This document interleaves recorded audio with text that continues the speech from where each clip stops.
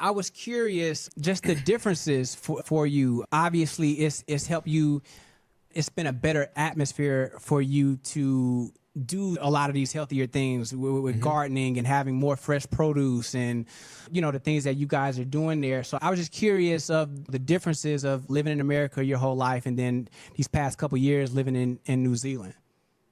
Yeah, no, it's definitely night and day. I like to tell people in the best way possible, I feel like I'm back in 2001 or something. I don't know. It's weird. Not even that. I mean, it's just living in a smaller country. You find that people, it's kind of like small town living. It's very close, very traditional, old school ways. Like they hold on to very simple things. People still listen to the radio here. Like it's people, you might be in the grocery store and see someone walking around barefoot. You're probably going to see about 7 people walking around barefoot.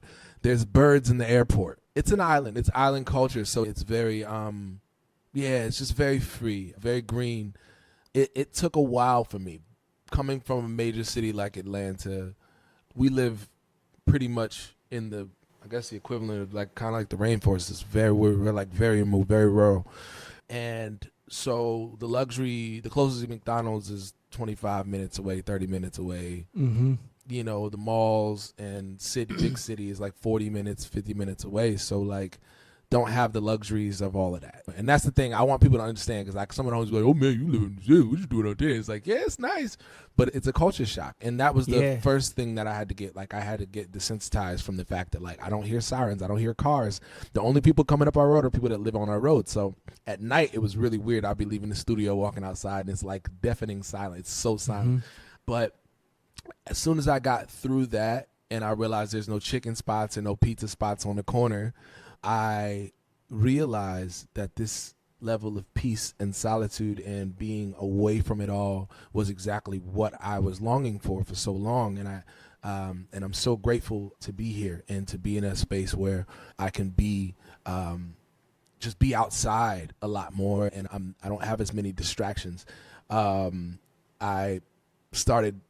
I walk every day. Every day I'm walking. We got a nice big long road to go up and come back down, and there's trees and woods and water and creeks, and I've just learned to tap into that. And I think honestly I had no choice, because I had a baby on the way when we first got here, and like we're just out here, and I stopped fighting it, and I was like, oh, this is really great for me. So yeah, it's been great. It's been a challenge from a standpoint of just having access to certain things, but like once I realized that like the value in like getting outside and gardening, like her father, my father-in-law, he gardens and super green thumb, and we went through that process of like, he taught me some things that were really important in my growth for growing things, and I fell in love with being outside. I fell in love with learning what crops worked in certain seasons. Like it's cold now, I'm about to do broccolis and like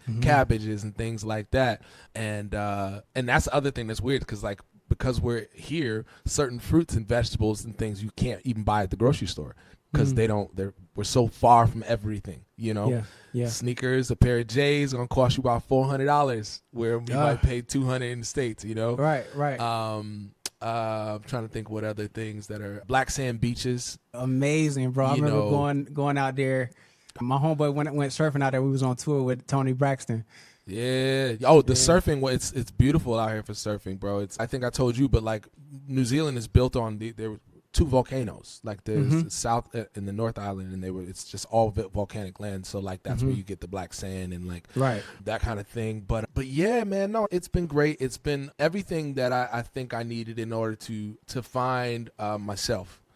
And I think that no matter where you are in the world, I think it's important for you to find a place to go to be just like you, in the water and the grass and the trees. And so yeah, no, it was great. The industry here is still thriving.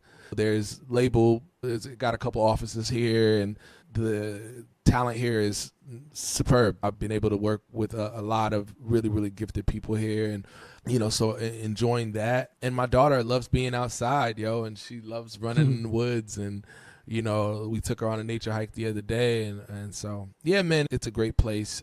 I think that is exactly what I personally needed, just for where my life is headed. Yeah. No, I love that, man, and it takes me back to what I was saying about my grandma and leaving that more rural environment, man. And you see how coming into these cities causes so much, you know, mental health problems, man. Not being in it, so I love that you were able to experience the reverse of it and going from a city life to a more rural life. And I think, like I said earlier, you know, I think that's where we got to get back to a little more for us to really thrive, you know, as humans, to be a little more in our natural habitat. And in that though, you know, the declining mental health of the cities, you see a lot more gun violence. Like there's like virtually like no gun violence like at all in New Zealand and a lot of other countries. But I know New Zealand's like nothing, right? The cops don't carry guns here. For what? I went to a concert. Oh, I went to shout out to the homie Paige. He was here in town with an Ariel. With SZA? Yeah, with SZA. So we went, dope. Yeah, I went and hung out with them a couple months ago, and I walked into the venue, and then I walked back out. And I was like, oh, crap, there's no metal detectors here. Right?